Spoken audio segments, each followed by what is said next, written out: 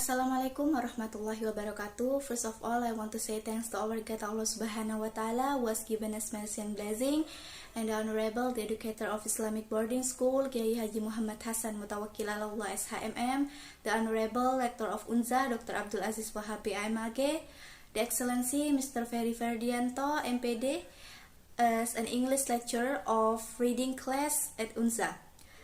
And also the Excellency, my parents who always support me in any situation. Let me introduce myself. My name is Tarisa, student of English Education Department of Zainul Hasan Islamic University. Here I will read this book, Select Reading, under title Your Negative Attitude Can Hurt Your Career. I will read this book because I want to complete it my middle test from Mr. Fery. Your negative attitude can hurt your career. In any situation, a cafe, the subway, a movie theater, you don't want to be the guy or girl. There is not stage definition of what it means to be that person, but usually it refers to the person who stand out for all the wrong reason. In a cafe, it's the guy who won't stop hitting on you. In the subway, it's the woman who eats a cheeseburger and fries, filling the entire car with an onion aroma. At the movies, it's the patron who leaves her cell phone ringer on.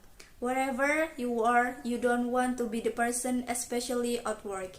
Of course, at work, you'll find plenty of bad trends, the gossip, the chronically tardy person, the kiss up, and everyone else you try to avoid, perhaps the one type you want to avoid. Hanging around and being. More than any other is the negative person.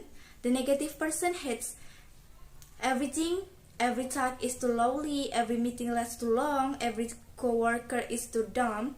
Nary a word passes through his or her lips that's not dripping with sarcasm.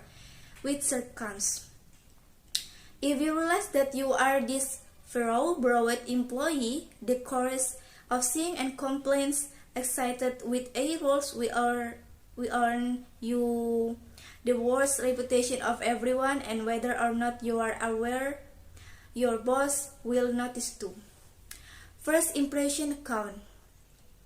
One reason interview cause job seekers so much anxiety is the need to make a favorable first impression. Also, qualification make up the bulk of the hearing discussion. Employers are also looking at the kind of attitude you display to determine whether or not you'll be an asset to the organization.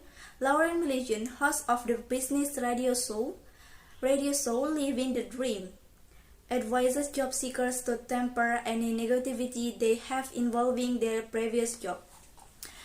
During an interview, a common question posed to the candidate is, what problems did you encounter in your previous job? A negative employee will use this time to talk about their boss, co-workers, job function, anything that didn't sit quite well with him or her. Milligan says, don't do that. A positive employee will see this question is a chance to talk about a difficult situation and how they turned it into a good experience. The closet business advice of bringing your boss solution, not problems, is actually true. Negative employees think of how problem affect them, while positive employees think of how they can solve a challenge. Milligan says, everyday behavior, of course. Maintaining a bad attitude for 30 minutes or an hour during an interview is far easier than fighting off grand finance every day. You'll probably have to win it once is a while because someday will be bigger pains than other, and few people will hold that against you. Habitual negativity is a problem because it can quickly become your trademark and overshadow any accomplishment. And in a tight job market, when works are feeling stressed and employers consider trimming head count, you don't want to be remembered for being the local circus. In this recession, people are having to do more with less. That just a fact, Milligan says. If you are the employee that complains about client or the workload or the commute or the manager and you seek out opportunities to talk about your misery, this will definitely pose a problem with your employer and coworkers. Just as damaging can be your tendency to arrive late and leave early. Helen T. Cook is the marketing director of Cook Consulting Group, where she coaches and teaches clients about team development. She agrees that behavior affects other perception of us. The never bus will always prevail if we're trying to mask negativity. For example, the employee makes a comment that sounds okay, but the facial expression and or body language make it clear that she or he isn't on board. Cook explained, if you are not willing, enthusiastic in general, consider what is within your control.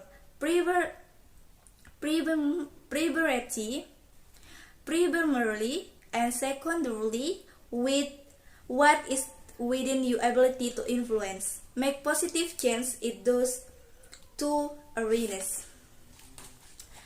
In your quest to compensate for a lack enthusiasm, you don't need to become the reason childer either.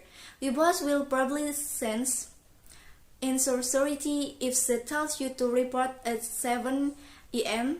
tomorrow for a meeting and you react with a cheer of approval. Learn to say sure within a meeting along seeing as you walk away. Remember, people do talk.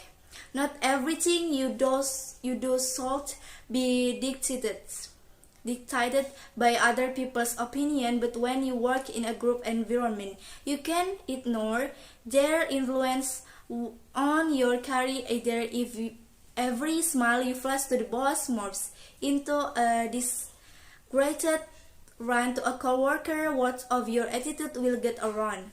Some bosses might dismiss it as gossip, but others will take it to heart. According to Cook, a manager who senses that negativity is permeating the workplace will likely address the issue, which could hurt the naysayers' salary increase, bonus, or chance for promotion.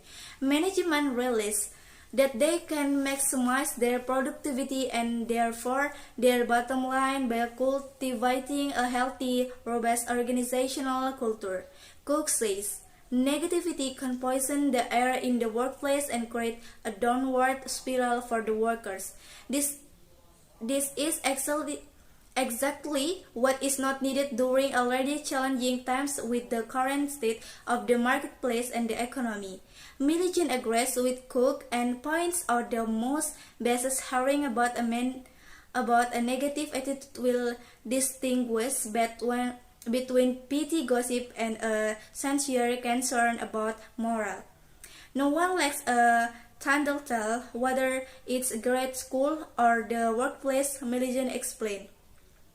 However, if an employee's attitude is causing enough of a problem to where it needs to be addressed, then it becomes the manager's job to properly deal with it. Sometimes a manager arranges it a positive to witness negativity coming from their staff, which is why the motives of the messenger must be taken into consideration. A good manager who is cued into the team will curtain not one person attitude affecting everyone else.